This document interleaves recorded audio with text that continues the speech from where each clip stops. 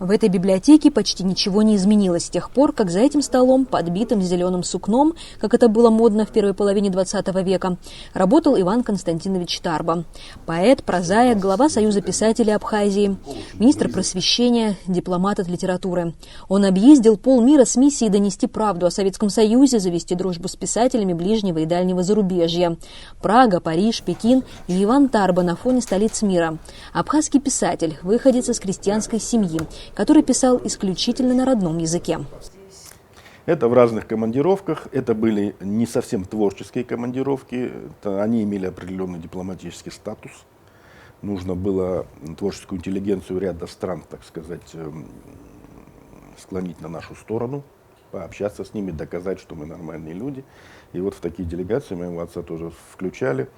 Он бывал и во Франции, и в Чехословакии, и в очень многих странах, кстати, и в Алжире, в Тунисе. Тимур Тарба, сын Ивана Константиновича, бережно хранит не только произведения отца, но и обстановку, в которой он жил и работал. С музейной точностью и бережностью он законсервировал комнаты, где Иван Тарба принимал гостей, чьи имена прочно закрепились в истории. Самое главное – Александр Твардовский, редактор журнала «Новый мир», который первым стал публиковать абхазских писателей. Тут была такая ситуация, когда наш абхазский алфавит был запрещен, и нас вынуждали пользоваться грузинской графикой. И, соответственно, печатать тогда эти вещи было очень трудно. После смерти Сталина произошли известные события, и вернули нам наш алфавит. И уже тогда стал вопрос об издании абхазских поэтов и писателей. Да, в тот период Александр Твардовский приложил очень много усилий по распространению, печатанию абхазских поэтов, писателей и вообще популяризации Абхазии. Он бывал здесь, он любил Абхазию, очень часто бывал в гостях и в нашей семье, и у Баграта Шинкуба, и вообще тесно общался с абхазскими литераторами. Он питал большую любовь к нашей родине. Твардовский, Симонов, Солоухин, Евтушенко, Михалков были не просто коллегами Ивана Тарба, ценившими его вклад в советскую и абхазскую литературу. Они дружили. Иван Тарба умел дружить, вспоминает его сын. Он влюблял людей в себя и свою родину. В его жизни дружба вообще занимала особое место. Он был готов дружить буквально со всеми нормальными, хорошими людьми, не разделяя ни национальности и каких-то других критериев. У него не было. Самое главное, что люди открыты. И в доме нашем всегда было много гостей. В этом уникальном месте в селе Улярипш были очень интересные люди со всего мира. А возможно, что и в этом месте, в память об этих людях, удастся создать музей. Летом Иван Тарба работал на даче в Гулерыпше, зимой в Сухуме в этой квартире. Как рассказывает Тимур Тарба, отец трудился ежедневно. Чтобы труд был плодотворным, семья создавала ему соответствующие условия. Да, работал он много, вот в этом самом кабинете, в этой самой квартире. Это было его рабочее поле. Вот. Но больше всего любил он, конечно, Гулерипш.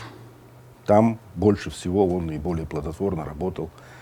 Ну, можно сказать, что по 12-13 часов. Практически каждый день. Много.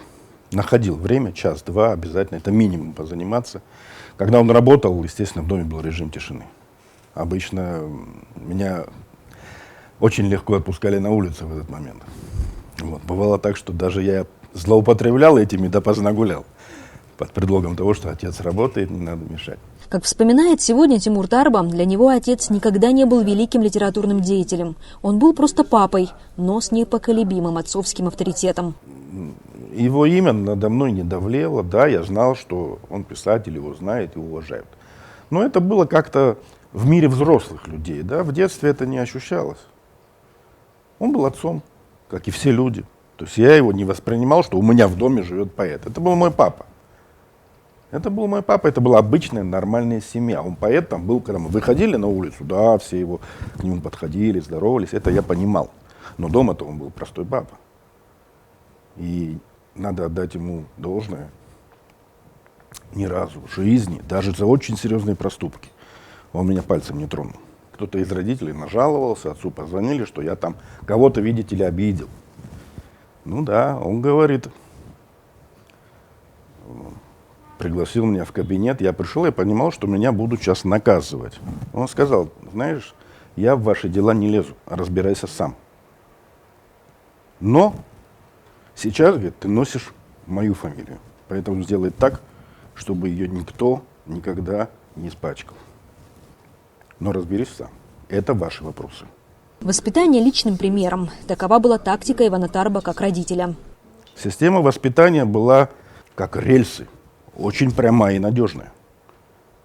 Я понимал, что я могу где-то там что-то побаламутить, ну, возраст такой, да, но я знал, чего делать категорически нельзя. Это, наверное, пришло с кровью, потому что он не сидел, мне это не рассказывал. Он был человек занятый. Мама то же самое, она мне это не рассказывала, так делать можно, так делать нельзя. Это было само собой. И самое главное, это их пример, моих родителей. Как рассказывает сын Ивана Константиновича, так как отец был еще и чиновником, его задачей было приобщение к литературе как можно большего числа молодежи, и он с успехом выполнял эту свою функцию. В бытность его руководителем Союза писателей Абхазии, конечно, произошел очень большой рост числа пишущей молодежи. Он многих из них воспитывал, поднимал, помогал. Многим помогал не только на ниве литературы, но и по жизни. Назвать цифру не берусь, я был тогда слишком молод, и у меня были другие интересы. Но зная этих людей, узнав о них позже, о их судьбах дальнейших, творческих, я понимаю, что да, определенное влияние он на этих людей оказал.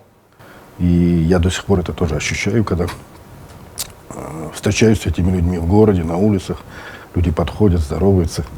Тогда это был молодой, начинающий писатель Даур Начкебе. Сегодня это уже большой литератор, все его знают, с очень хорошим таким творческим стержнем. Литературное наследие Ивана Константиновича Тарба – это 4 романа и множество стихотворений. Их количество до сих пор не подсчитано. Самый известный роман «Солнце встает у нас» переведен на русский, испанский и хинди. А самый лучший, по версии Тимура Тарба, это роман «Начало мира». Но на русский язык его так и не успели перевести до развала Советского Союза. А после это уже никому было не интересно. Он был издан во второй половине 80-х годов. Называется «Адунея Халаго. Начало мира». Очень бы рекомендовал. Собственно, речь идет об одной семье, глава которой уже очень пожилой, старик абхазский, но воспитанный в наших традициях Апсуара, который живет и видит, как меняется мир. Это происходит из поколения в поколение, понимаете? Наверное, это всегда так будет, некий антагонизм между молодым поколением и старым. Молодые не понимают старых, старые не понимают молодых. Этот человек очень переживает, что люди начинают терять свои корни. То, на чем нас воспитывали, наших отцов воспитывали, их отцов воспитывали. Это теряется, приходят какие-то новые веяния, какие-то новые интересы. Он за это очень переживает. Вокруг этого разворачивается роман. Там очень много событий и персонажей. Не хочу его пересказывать, но очень советую почитать. Как рассказывает Тимур Тарба, Иван Константинович был до мозга костей советским человеком, ровесником советской власти, ее продуктом. Поэтому крах Советской империи стал его личной трагедией, которую он не смог пережить. Как и многие люди своего поколения, он вообще не мог себе понять и оценить степень того несчастья, которое произошло с развалом СССР. У него не укладывалось это в голове. Он ровесник советской власти. Он при ней родился, он при ней рос. Он не был пионером, но он был комсомольцем, а потом был членом партии. Он очень рано вступил в партию, 18 лет. Он очень рано начал работать в партийной газете районной, потому что был грамотный юноша. Его привлекли, его продвигали. Это была такая страна, которая талантливую молодежь двигала, воспитывала. Он очень быстро стал расти, и эта страна была его. Он ее строил наряду с другими. Строил. И когда в один прекрасный день объявили, что Советского Союза не стало, естественно, эту трагедию тогда оценить ему было невозможно, сложно. Он не понимал, что происходит. Ему казалось, что это какое-то временное явление, такое вот шатание. Вот как где-то напоминало ему период исторический между февральской и октябрьской революцией, когда эти власти еще совсем не отдали, и те ее совсем еще не забрали, и какой-то вот разброд и шатание. Он говорит, ничего, сейчас в Москве соберется пленум, все решат, все поставят на место, кого надо и так далее, и все будет нормально. Начало Отечественной войны 1992 года он также не воспринял со всей серьезностью. До последнего надеясь, что все уладится. И только смерть жены, знаменитой советской актрисы Терри Когония, заставили покинуть родной дом. Через год ушел из жизни Иван Константинович, не сумев принять всего произошедшего ни с его семьей, ни с его страной. Во время войны он отказался выехать из своего дома. Он сказал, это мой дом и моя земля, почему я должен куда-то уехать? Он оказался в оккупированном городе, долгое время он не мог выехать. Потом случилась трагедия, его пришлось уже эвакуировать отсюда, просто уже, так сказать, при первом возможном случае.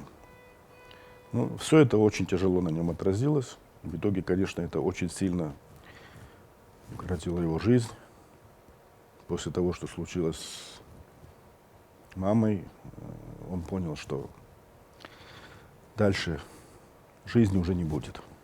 Иван Тарба, будучи чиновником, казалось бы, должен был исполнять те функции, которые накладывало государство, и не всегда они совпадали с национальными интересами абхазов. Но последний Иван Константинович всегда ставил выше. Вообще, что происходило в 1989 году и так далее, естественно, он переживал. Когда он был помоложе, он лично принимал участие в национально-освободительном движении, это все знают. И будучи секретарем обкома партии, он вместе еще с другими своими товарищами письмо писал в Москву, не побоялся, подписался должностными позициями. Это впервые было, когда он не просто писал, что Иван Тарба или кто-то там другой. Это все знают, 1957 год. Он подписал свою должность партийную, не побоялся. В 1989 году в Лыхнах то же самое. Ну, он уже был тогда, конечно, не очень большой чиновник в тот период, но тем не менее, человек, которого уважали и знали. И он подписал это обращение, по-другому быть не могло. Не могло быть. Был случай, когда Иван Константинович Тарба мог стать жертвой репрессий. Но друг Константин Симонов спас от статьи лагерей и его, и Георгия Гулия. Незадолго перед смертью Сталина, когда начала набирать новая волна антиабхазской политики, как говорят наши историки, готовилось уже выселение абхазского народа. Уже даже была набрана статья в газете «Абсныхович», но Сталин умер. Вот это приблизительно в тот период Георгий Гулия написал знаменитую повесть «Черные гости». Там была показана борьба абхазского народа против турецких завоевателей. Это выразило взрывную реакцию грузин, потому что в произведении не отражено ничего грузинского. А тогдашняя идеология настраивала нас так, что абхазский народ не мог восстать против турок без грузинского народа, в отрыве от грузинского народа. В общем, стали придавать этому национальный окрас, напали на Георгия Гулия, за него заступился отец, потом напали на обоих. Очень серьезно дело приняло оборот, что пришлось вмешаться Константину Симонову. А он в то время был уже в любимцах у Сталина и пользовался его расположением. И ему тоже не без труда пришлось отстоять их обоих уже. Уже не одного Георгия Гулия, а еще и Ивана Тарба. Обоих пришлось, потому что там речь шла уже о искривлении линии партии. Литературное наследие Ивана Тарба не так велико, как кажется. Оно гораздо больше.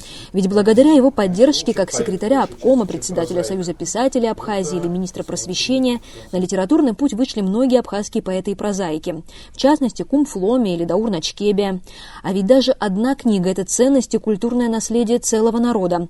Записать и вписать историю Абхазии в мировую историю было задачей Ивана Тарба, и он с успехом справился с ней в свое время. Марианна Котова, Турник Амичба, Абаза ТВ.